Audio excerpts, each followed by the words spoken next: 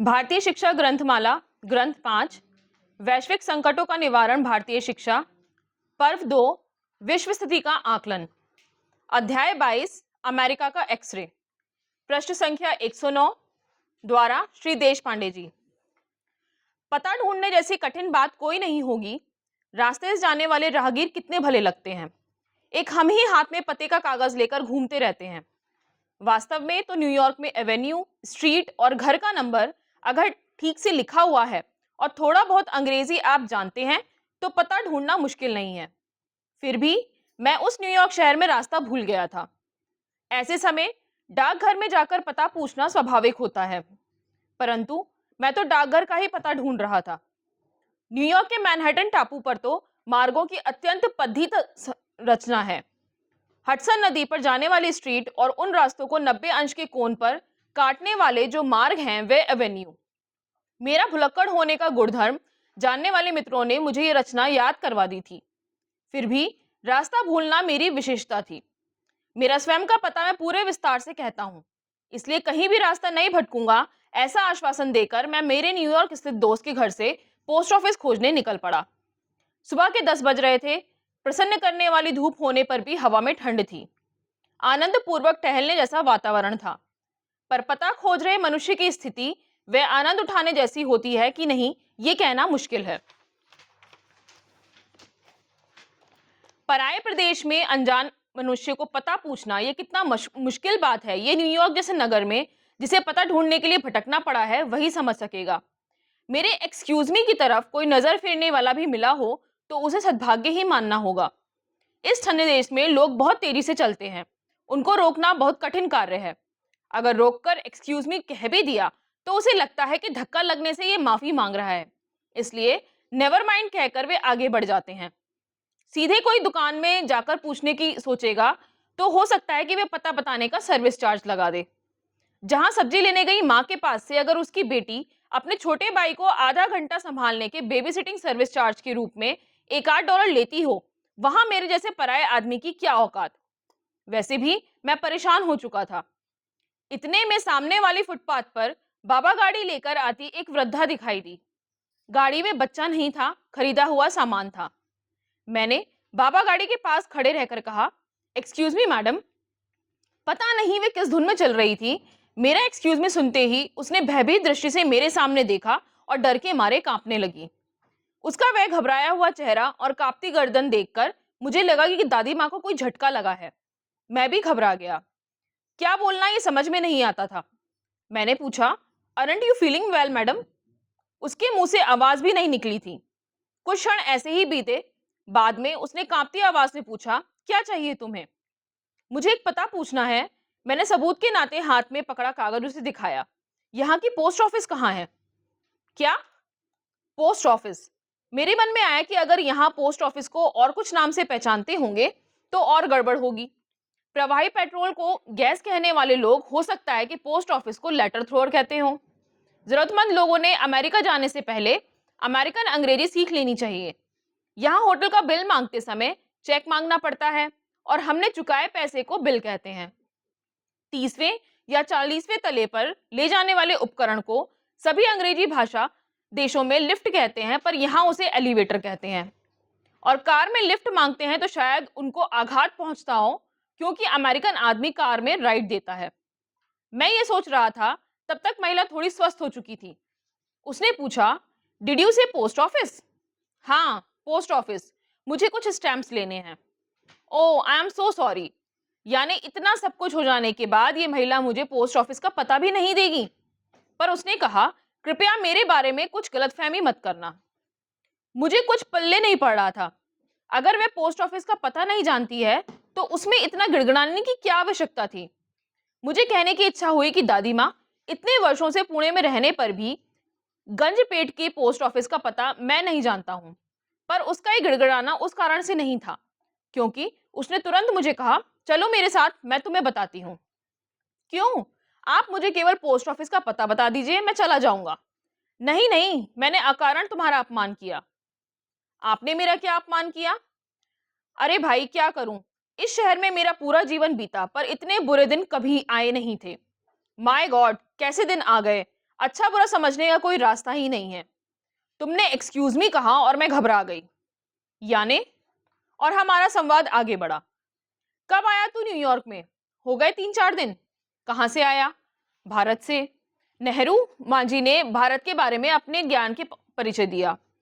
कैसे बुरे दिन आए हैं, रास्ते में अगर किसी ने रोका तो लगता है कि सामने शैतान आ गया। आज तक कई वृद्धाओं के सामने खड़ा हुआ हूं, पर किसी को मुझ में शैतान नजर नहीं आया।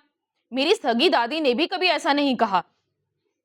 संभाल कर रहना बेटा इस शहर में। और उसके बाद मुझे पूरी बात जानने का मौका मिला। उस विराट शहर में एक छोटे मकान में वृद्धा अकेली रहती हैं। वैसे तो वो कमाऊ बेटे की माँ थी, 2 बेटियां भी थीं। बेटियां अपने अपने ससुराल चली गई होंगी ऐसा मुझे लगा। अरे ऐसा नहीं है, दोनों अविवाहित हैं। एक 32 साल की, एक 27 साल की। दोनों अविवाहित हैं, पैसा कमाती हैं और स्वतंत्र हैं।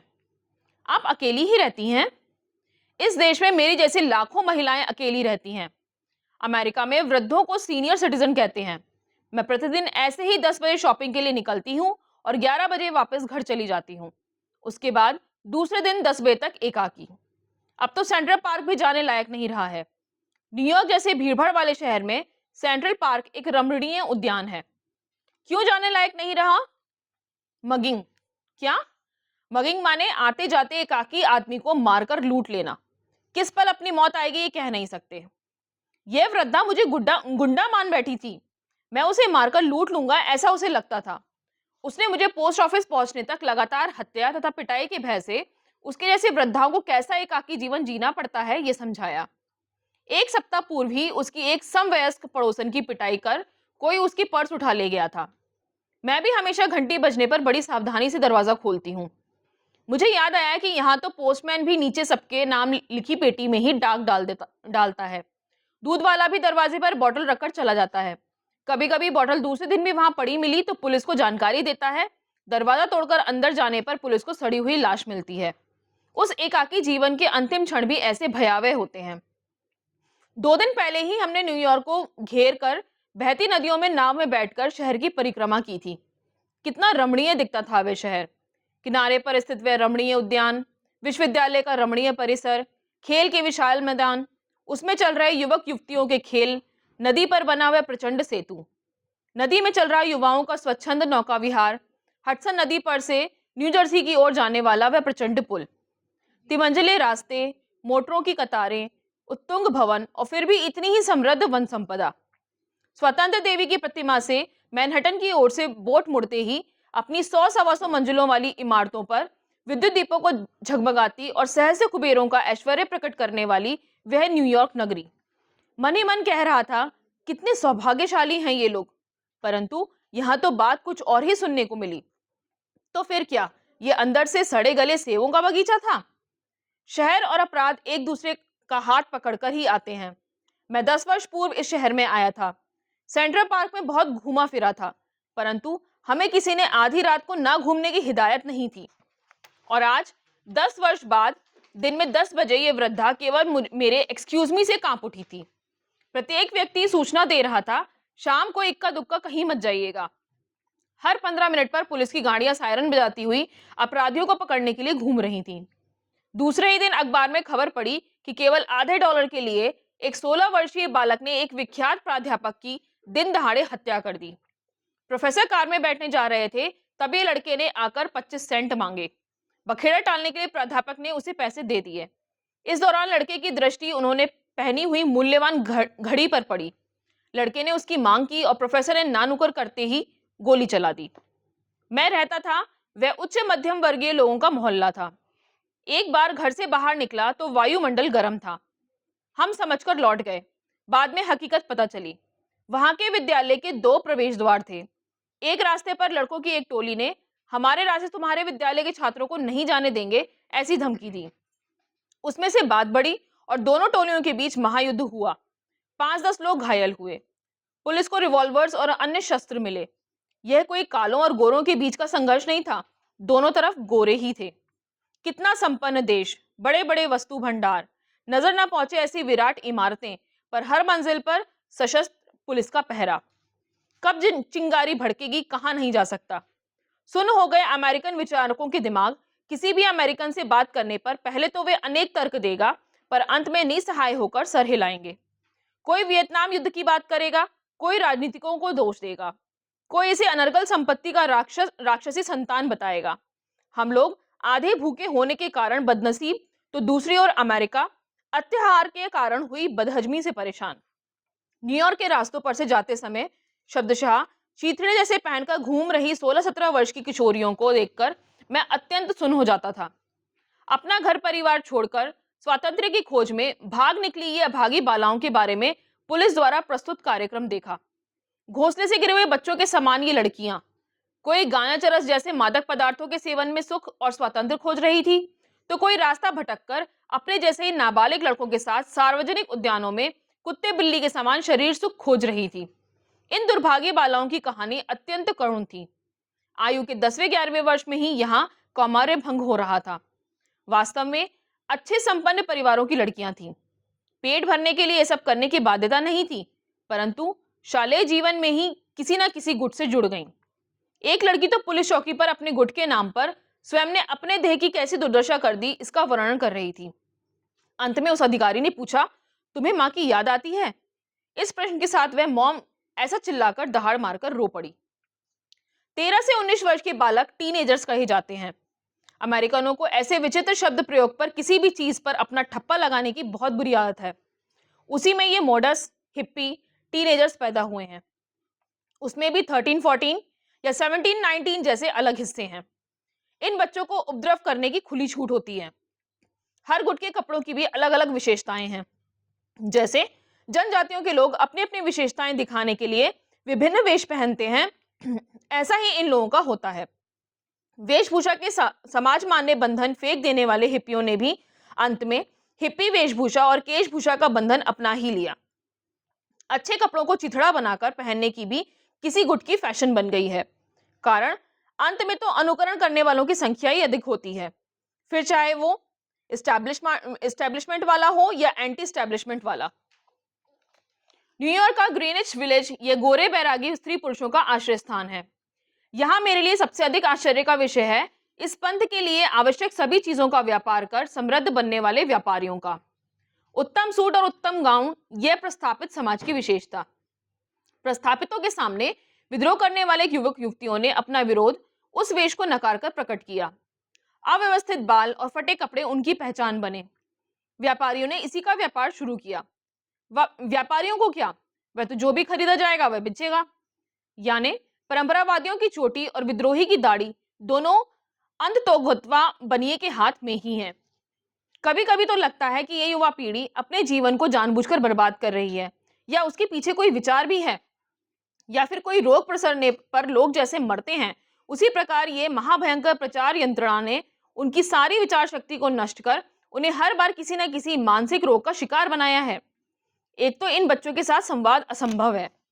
वैसे तो अमेरिकन लोग बहुत अनौपचारिक हैं, हाय कहकर अनजान व्यक्ति का भी स्वागत करेंगे, बतियाएंगे, परंतु जोगियों की ये नई जमात बिल्कुल हाथ नहीं बढ़ाती है। अपने गुट के बाहर के किसी भी व्यक्ति के साथ बात करने की उनकी सदंतर अनिच्छा रहती है।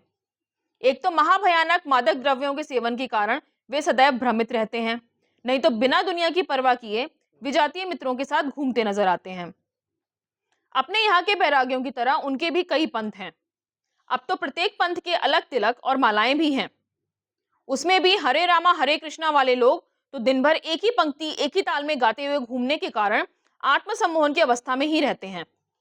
चमकते मुंड, लंबी चोटी, माथे पर छपी विविध मुद्राएं, अर्धनग्न पीली धोती और गले में माला, तंबूर, मृदंग, झांझ लेकर रास्ते पर घूम रहे हैं। कुछ लोग संपूर्ण नग्न, कुछ टॉपलेस यानी शरीर या चोली आदि कुछ नहीं, कमर से नीचे मिनी यानी 4 इंच लंबा स्कर्ट, तो किसी गुट में लड़कियां मैक्सियां माने लंबा मारवाड़ी घाघरा पहनी हुई। मुझे उनमें से एक ने पकड़ा और पंथ प्रचार शुरू किया। मैंने पूछा, ये क्या है? यह कृष्णा कॉन्शियसनेस है। Krishna consciousness? Oh I am sorry, मैंने कहा। Why? I believe in Rama consciousness. Rama consciousness? Yes, Rama consciousness. What is Rama consciousness? The opposite of Krishna consciousness. कहते हुए रामहा रामऊ रामहा तक के सभी विभक्ति प्रत्यय सुना दिए। वह बेचारा स्तब्ध रह गया। इस भ्रमित लोगों के देश में भारतीय साधुओं ने बराबर अडिंगा जमाया है। मैं एक परिवार में भोजन करने गया था। उस गृहस्थ को मैंने हरे रामा हरे कृष्णा के बारे में पूछा। मैं उन्हें समझाने का प्रयास कर रहा था कि इसमें बहुत धोखाधड़ी है। आपकी युवा पीढ़ी जिस प्रकार कामधाम छोड़कर रास्तों पर भटक रही है, वैसे अगर हमारे बच्चे घूमना शुरू करेंगे तो हम उसे पसंद नहीं करेंगे। आप इन धूर्तों पर विश्वास मत कीजिए। हिंदू धर्म में इस प्रकार अपने कर्तव्य छोड़कर घूमते रहने का उपदेश नहीं किया गया है। कभी गुरुवार एकादशी को भोजन भजन वगैरह हो, ये ठीक है, पर यहाँ की बात उचित नहीं है। आप ये विचित्र आदत बच्चों को ना पड़ने दें। बुरा मत मानना मिस्टर देश पांडे, पर हमें लगता है कि हशीश या एलएसडी के व्यसन से ये व्यसन कम नुकसानदेह है। गृहलक्ष्मी ने अत्यंत वेदनापूर्ण हृदय से कहा। वियतनाम युद्ध में बलपूर्वक जोत दिए गए ये तरुण वापस आते समय अनेक भयानक व्यसनों के शिकार बनकर आए हैं। उस महिला का एक पुत्र भी ऐसे ही वापस आया है। उन तरुणों को वेटरन्स कहते हैं। अमेरिकन लोगों ने अच्छे शब्दों की भी कैसी दुर्दशा की है। मुश्किल से 25 वर्ष की आयु के ये बच्चे वेटरन्स, वास्तव में तो जिन्हें अपने अपने व्यवसाय का, कार्य क्षेत्र का 40-50 वर्ष का प्रदीर्घ अनुभव हो, फिर चाहे वे किसी भी क्षेत्र का हो, ऐसे गुण संपन्न वीर को वेटरन्स कहते हैं।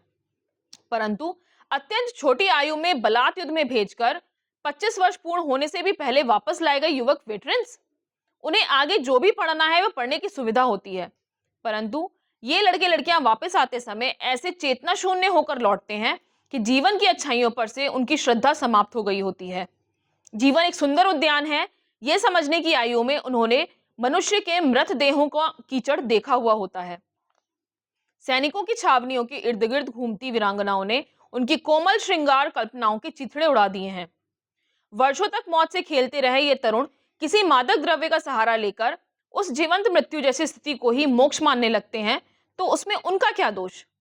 ये अभागी माता का गुणवान बेटा भी हशीश जैसे व्यसन का शिकार होकर शहर के किसी कोने में पड़ा है। चाहे जो हो, मेरा बेटा है, मैंने ही उसे संभालना चाहिए। वाक्य का तो अमेरिकन अंग्रेजी में अनुवाद भी संभव नहीं है। हम लोग इंग्लैंड को व्यापारियों का देश कहते हैं, लेकिन वह बिल्कुल गलत है।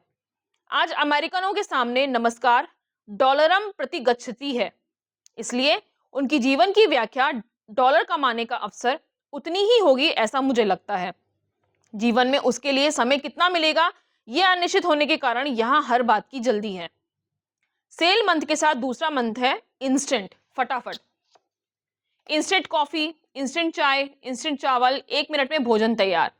कागज की पुड़ियों में भोजन तैयार मिलता है। डाल दो उसे उबलते पानी में, 1 मिनट में भोजन तैयार। फिर 1 मिनट में भोजन तैयार करने वाली कंपनी का प्रतिस्पर्धी घोषणा करता है, अरे 1 minute, what a waste of time. ये देखिए हमारी कंपनी की थैली, 30 सेकेंड्स में soup, stake, pudding, coffee.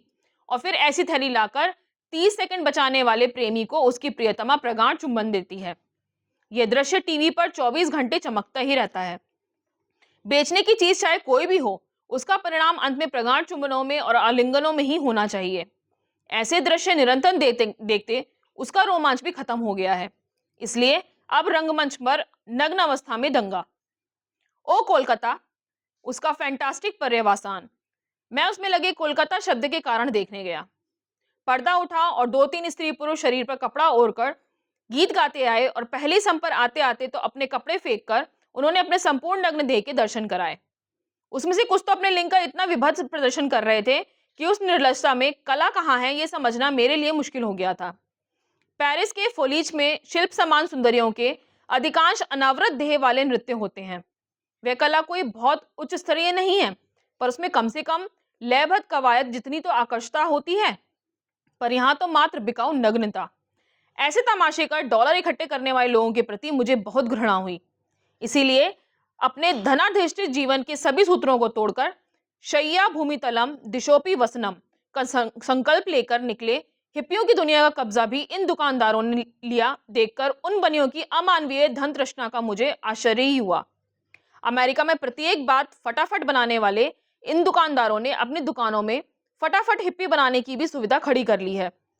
Instant coffee के समान ही इंस्टेंट हिप्पी। आप जिस पंथ के हैं उसका यतिवेश गणवेश की तरह तैयार ही है। शायद यहाँ बाल और दाढ़ियां भी बिकती होंगी।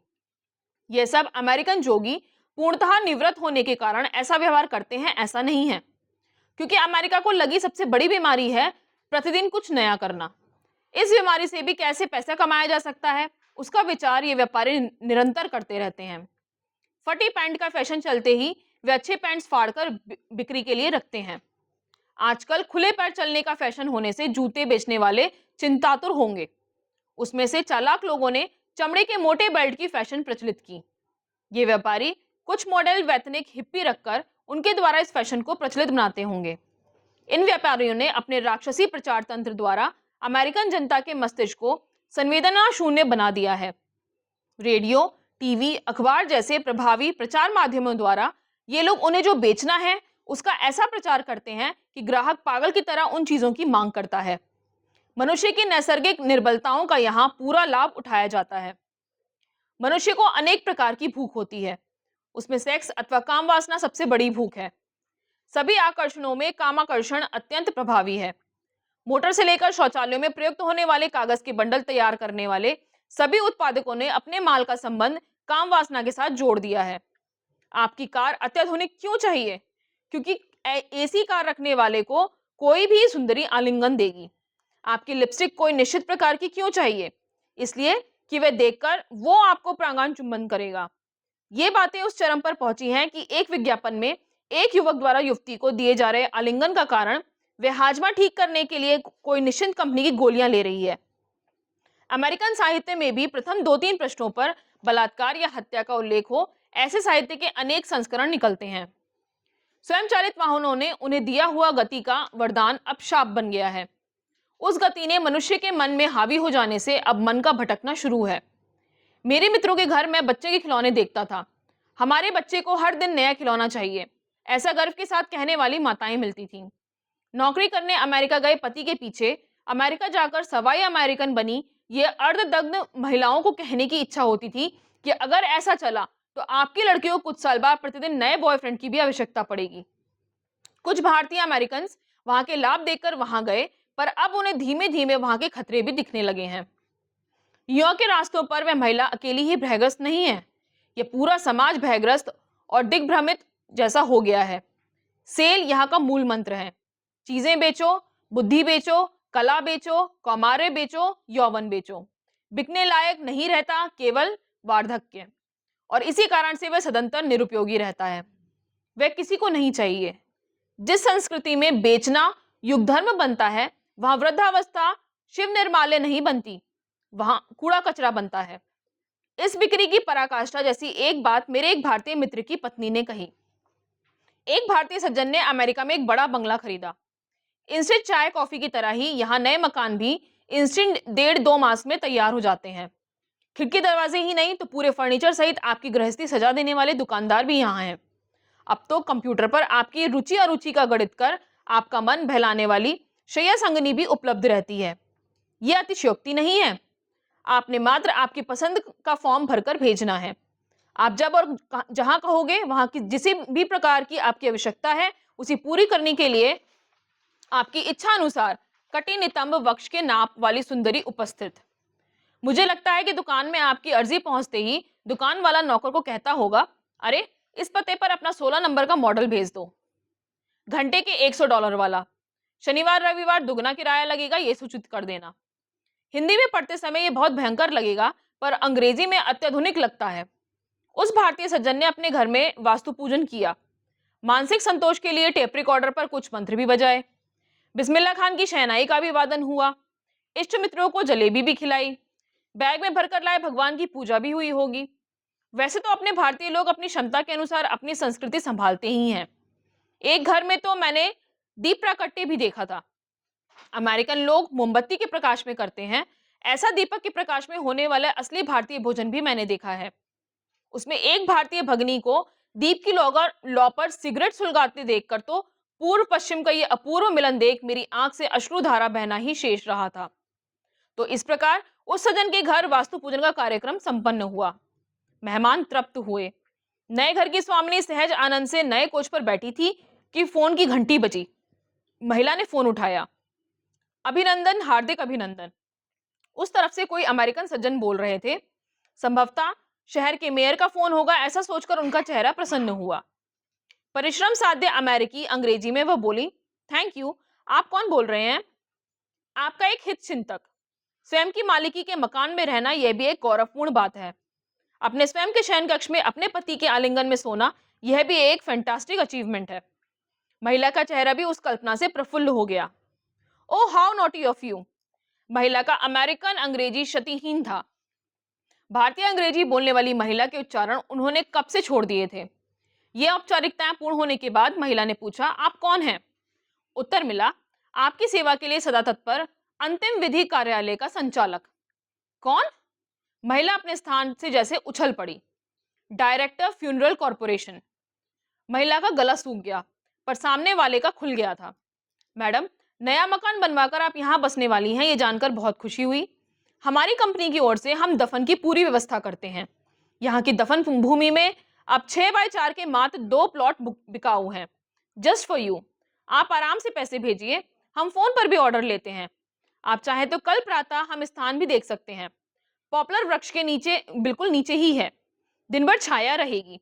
छाया के नीचे सोई कब्रें, यह भी एक फैंटास्टिक बात है। सो पीसफुल। महिला के हाथ में से रिसीवर कब से गिर गया था। इतने में अमेरिकन परंपरा के अनुसार साहब रसोई घर व्यवस्थित करके आ गए। पत्नी का चेहरा देखकर सहम गए।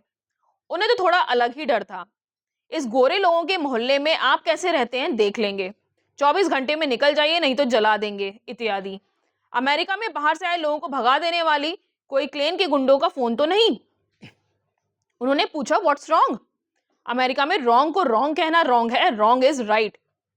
आप ही सुनिए, कितना असभ्य, अशुभ बोलता है। महिला की जीवा पर चढ़े सभी अमेरिकन आवरण उतरकर आलू की सब्जी और फलाहार के संस्कार में रह जंतु ऊपर आ गए थे। साहब ने फोन लिया। हेलो।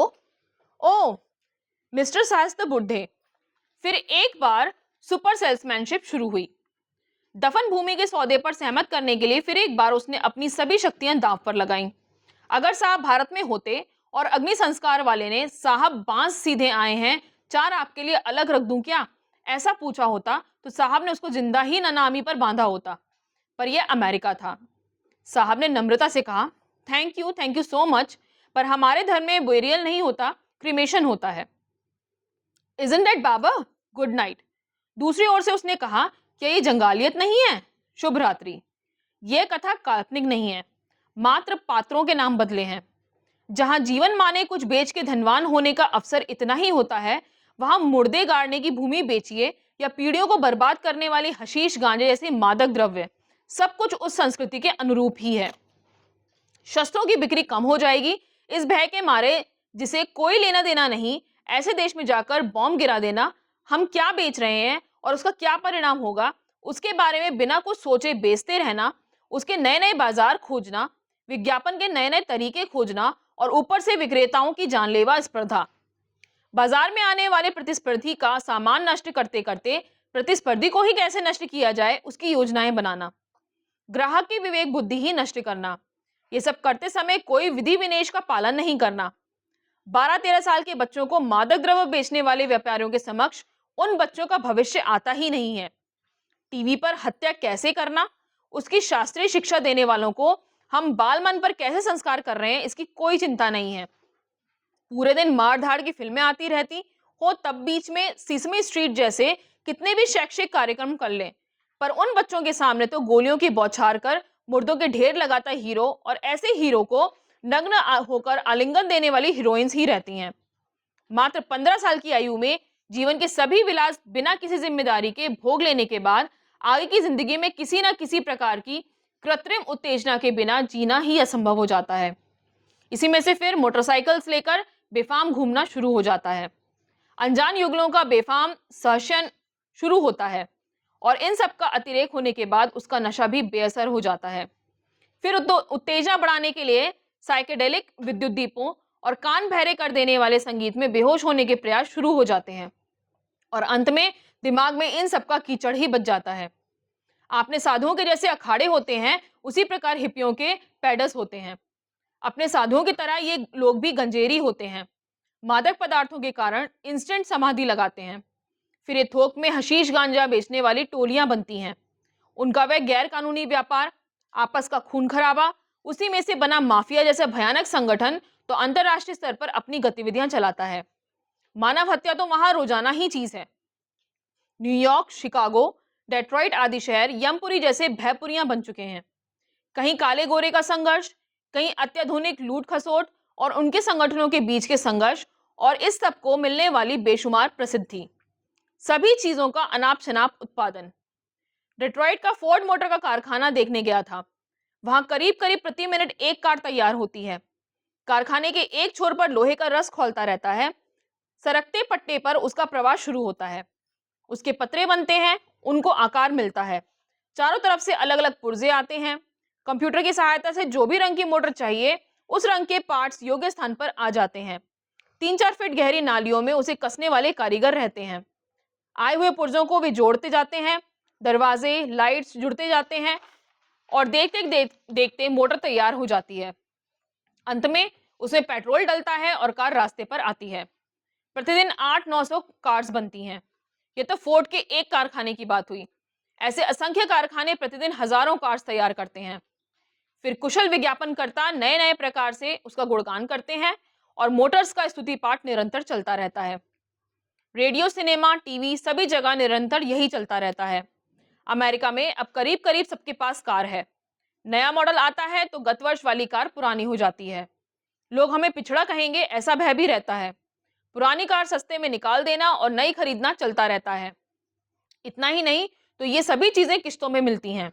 अमेरिका में हर घर में दिखने वाला फ्रिज, फर्नीचर, अनेक प्रकार के विद्युत उपकरण, मकान आदि सब किस्तों में प्राप्त हैं। अर्थात चीजें खरीदने जाना और उसके पैसे भरने के लिए कमाते जाना, उसमें भी निरंतर बदलती रहने वाली fashions. Winter fashion, summer fashion, Christmas fashion. गत जाड़े में पहना हुआ कोट इस जाड़े में निकम्मा हो जाता है। गत माह का गाउन आज नहीं चलेगा। सास ने पहनी हुई बनारसी साड़ी आज पुत्रवधू पहन रही है। यह दृश्य वहां संभव नहीं है। फेंक दो। गाउन तो लोगों को दिखता भी है, पर अंतर वस्त्रों की फैशन भी हर माह बदलती है। महिलाओं की केशभूषा करने वालों का व्यवसाय जोर से चलता है। अब तो 90% महिलाएं विविध फैशन की विग्स ही पहनती हैं और हर महिला के पास असंख्य विग्स। ये तो ही तारुण्य खो रही महिलाओं की मशक्कत। 6 दशक पूर्ण कर चुकी वृद्धाएं भी चेहरे की झुर्रियां ढकने के लिए निरंतर प्रयासरत। नव यौवनाएं अब बाल खुला रख चिथड़े पहनकर घूमने में जीवन की धन्यता मानती हैं, पर एक बार 25 पर पहुंचते ही वे पुरानी हो जाती हैं। फिर शुरू होती है स्थायी साथी की खोज। अगर सौभाग्य से वह मिल गया तो भाग्य, नहीं तो जीवन कटी पतंग की तरह दिशाहीन होकर एकाकी वार्धक्य की ओर बढ़ता है। इस दिग्भ्रमित समाज में सर चकरा देने वाली अस्थिरता ही सत्य है। परिवार संस्था तो इतनी चरमरा गई है कि ये जहाज कहां और कब डूबेगा ये समझ में भी नहीं आता है। मोटर सुलभ और रास्ते चौड़े और चमकते होने के कारण लोग 100-150 मील से व्यवसाय करने आते हैं। धनिक लोग अपने निजी विमानों में आते हैं, इसलिए उपनगरों में पूरा पुरुष वर्ग दिन भर घर से बाहर रहता है। अधिकांश महिलाएं भी काम पर जाती हैं। उसमें से अनेक समस्याएं और उन समस्याओं से भी अधिक भयानक नए नए अनाचार। उसमें से एक है स्वैपिंग वाइफ। अनेक युगल शरीर सुख के लिए आपस में अदल बदल करते हैं। प्रतिदिन नाविन्य के पीछे भटकने के पागलपन में से ये एक नया पागलपन। इन भयंकर लीलाओं में भी और एक अगाध लीला माने समलैंगिक पुरुषों की शादियां। विवाह में वधु का अस्तित्व ही नहीं, दोनों वर। इस विकृति का भयंकर परिणाम यह हुआ है कि अगर कोई 2 मित्र साथ साथ घूम रहे हैं तो वे अनैसर्गिक माना जाता है। समसंभोगी लोगों का भी एक संप्रदाय बना है। अनेक अधिवेशन भी होते हैं। ये हैं गे माने आनंदी संप्रदाय। विचित्र आनंद। विवाह के कानूनों में परिवर्तन करने के लिए ये लोग आंदोलन कर रहे हैं। परिणाम स्वरूप माता पिता को एक नया डर, अपना बेटा घर में बहू लाएगा कि जमाई, ये हमारे बेटे का पति, ऐसा परिचय कराने के दिन आ रहे हैं। क्या ऐसा डर? प्रतिदिन कुछ नया चाहिए। मन और शरीर को नया रोमांच चाहिए। आंखों को नया दृश्य चाहिए। गर्मी की छुट्टियां आते ही कार स्कूटर तो क्या, पर मोटर से जुड़ा पूरा मकान लेकर सैकड़ों मील घूमते रहते हैं। एक जमाने में कम से कम मकान तो स्थिर वस्तु थी, पर अब तो उसे भी पहिए लग गए हैं। एकदम घर जैसे घर। दीवान खंड, रसोई, शयन खंड आदि सब तैयार। उसमें बैठ के लोग भटकते रहते हैं। ऐसे घरों के लिए स्थान स्थान पर बड़े मैदान हैं। पैसा देकर उसे आरक्षित करा लेना रहता है। कुछ सुंदर जंगलों में जाकर तंबुओं में रहना, खुले में रहना, पर उन जंगलों में भी छुट्टियों के दिनों में हजारों तंबू लगे रहते हैं। यानी वहां पर भी वैसी ही भीड़ भाड़। मात्र मन को समझाना कि हम शहर से दूर आए हैं, वहां भी पोर्टेबल टीवी हैं, रात रात भर उद्दंड नाचगान चलते हैं, पर शांति मिलने की एक आशा भी है। ऐसी इस दिशाहीन घुमक्कड़ में से ही दुनिया भर में घूमते अमेरिकन टूरिस्टों का उदय हुआ होगा। टूरिज्म एक बड़ा व्यवसाय हो गया है। इतना ही नहीं तो अमेरिकन टूरिस्टों को अपने देश में खींचकर ले जाने की स्पर्धा भी शुरू हुई है। कोई भी प्राचीन इमारत या दृश्यों को निरंतर अपने कमरे में कैद करते फिरते ये टूरिस्टों को पागल ही कहा जा सकता है। भारत के शमशान भी अब टूरिस्ट अट्रैक्शन सेंटर्स बन चुके हैं। हिंदू अग्नि संस्कार का इन लोगों में अति विकृत आकर्षण है। जहां जीवन कीट पतंग की तरह है, ऐसी झोपड़पट्टियां देखने का इन्हें ताजमहल से भी अधिक आकर्षण है। समृद्ध अमेरिका के लोगों को उसमें न्यू और एक्साइटिंग कुछ मिल जाता है। उन्हें एक्साइटमेंट कहां से मिलेगा ये कहा ही नहीं जा सकता है। एक भारतीय नाटक में एक व्यक्ति शक्कर में से बने हाथी और ऊंट बेचता है। यहाँ तो मिठाई वाले चॉकलेट में आदमकद मनुष्य बनाते हैं। दृश्य होता है सोए हुए जीवित मनुष्य जैसा। उसके फटे पेट में आते भी रहती हैं। उसे चीर कर ये मनुष्य भोगी लोग उसका कलेजा, नाक, कान, आंखें खाते हैं। How exciting. इस हाउ एक्साइटिंग में से ही सारी समस्याएं निर्माण होती हैं। कई हत्याएं मात्र एक्साइटमेंट के लिए होती हैं। एक सौंदर्य प्रसाधन गृह में एक युवक गया और वहां बाल बनवा रही 8-10 महिलाओं को उसने अकारण पिस्तौल से मार दिया। उसमें उसे निर्हेतुक आनंद था। अपने देश में दारिद्र्य के कारण मृत्यु सस्ती है, पर अमेरिका में तो विपुल संपत्ति के कारण मृत्यु सस्ती है। पर वहां प्राकृतिक मौत बहुत महंगी है। दफन की बात होते ही वहां जिंदा मौत आती है। अपने शुभ कार्यों की तरह वहां अशुभ कार्य करने वाले भी प्रथम, द्वितीय, तृतीय स्तर का सुशोभन उपलब्ध कराते हैं। हमें तो केवल मुर्दा और चेक ही उनके हवाले करना होता है। शवपेटी, खड्डा, पुष्पाहार, तस्वीरें, अखबारों में प्रसिद्धि आदि कोई चिंता करने की आवश्यकता नहीं है। मुझे लगता है कि अमेरिका में जिंदा रहने से मरना अधिक महंगा है। मृत्यु तो क्या, बीमार पड़ना भी उतना ही महंगा है। उसमें भी बाकी अन्य बीमारियों से भी दाढ़ का दर्द तो मनुष्य को दिवालिया ही बना देता है। डॉक्टर्स एक एक दांत के लिए 1-1 हज़ार रुपया 30-40 साल पहले लेते हैं। दांत की डॉक्टरी एक प्रतिष्ठित लूट ही है। मेरे एक मित्र की पत्नी का दांत सफाई का बिल देखने के बाद तो मुझे लगा कि इतने पैसे में से अपने भारतीय दंत वैद्य ने प्राणी संग्रहालय के सभी मगरमच्छों के दांत भी साफ कर दिए होते। परंतु दंत वैद्य के यहाँ जाना और फिर पार्टियों में उसका उल्लेख करना भी बड़ी प्रतिष्ठा की बात रहती है। जैसे अपने यहाँ कल ताज में गए थे, वहां क्या हुआ उसका कोई महत्व नहीं। ताज में लंच के लिए गए यह सुनाना महत्वपूर्ण होता है। उस प्रकार सॉरी कल तो मैं रमी खेलने नहीं आ सकती, मेरी डेंटिस्ट की अपॉइंटमेंट है, यह वाक्य सबके सर पर ठोकना होता है, क्योंकि उस देश में आपका सभी बड़प्पन आपकी पासबुक पर ही आधारित रहता है। सर्वे गुणा कांचनम आश्रयते, ये ठीक है, पर अमेरिका में डॉलर्स शब्द का जितनी अधिक बार उल्लेख होता है उतना कहीं नहीं होता। टीवी पर घंटों तक हजारों डॉलर्स के इनामों की घोषणाएं चलती रहती हैं। साहित्य, संगीत, कला सबका मूल्यांकन मिले हुए डॉलर्स के आधार पर ही होता है। इसलिए जीवन की प्रत्येक कृति का पर्यवसान डॉलर्स में ही होता है। यह शिक्षा बचपन से ही मिलती है। पति की जेब से डॉलर्स खत्म तो पत्नी भी गई, पिता की जेब से डॉलर्स समाप्त तो बच्चे घर से बाहर।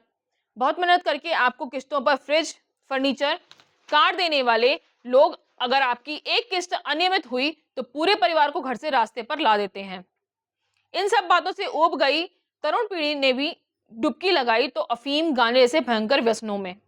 ऊपर से सब कितना सुंदर दिखता है, नजर लग जाए ऐसे मकान, सुंदर उद्यान, बाजार में दूध नहीं दही, फल फूल के ढेर देखकर आंखें चौंधिया जाती हैं। मैं वॉशिंगटन में घूम रहा था। करोड़ों डॉलर्स खर्च करके बनाया कैनेडी नाट्यगृह वहां की पोटोमेक नदी के किनारे खड़ा है। उस विशाल नाट्यगृह में एक साथ 3 कार्यक्रम हो सके ऐसे विशाल सभागार हैं। उसकी छत से वॉशिंगटन का बड़ा सुंदर दृश्य दिखता है। पोटोमेक का शांत प्रवाह बड़ा नयन रम्य है। कैसी सुंदर नदी है। ऐसी साल भर भर कर बहने वाली नदियां हो तो और क्या चाहिए। केवल दिखने में सुंदर है ये नदी, यानी पूरा पानी पॉल्यूटेड है, दूषित है, एक घूंट भी पीने लायक नहीं है, मेरे अमेरिकन मित्र ने कहा। यहाँ सब ऐसा ही है। मेरी ऑफिस में काम करने वाले मित्र की माताजी का देहवासन हुआ। हमेशा की तरह ऑफिस में हम व्यावसायिक चर्चा कर रहे थे। मैंने बड़े संकोच से कहा, माताजी दिवंगत हो गई, बहुत बुरी खबर है, तुम फ्यूनरल में कब जाओगे। उसकी माँ निकटस्थ उपनगर में रहती थी। मैं क्यों फ्यूनरल में जाऊंगा, मैंने फ्यूनरल कंपनी को फोन कर दिया है, वे लोग सब संभाल लेंगे। ये उसका उत्तर था। और इस देश में मदर्स डे बहुत उत्साह से मनाया जाता है। मुझे अमेरिका की पोस्ट ऑफिस का पता तो मिल गया, पर खुद अमेरिका का पता नहीं मिला। वास्तव में तो खुद अमेरिकन्स भी अपना पता खो बैठे हैं।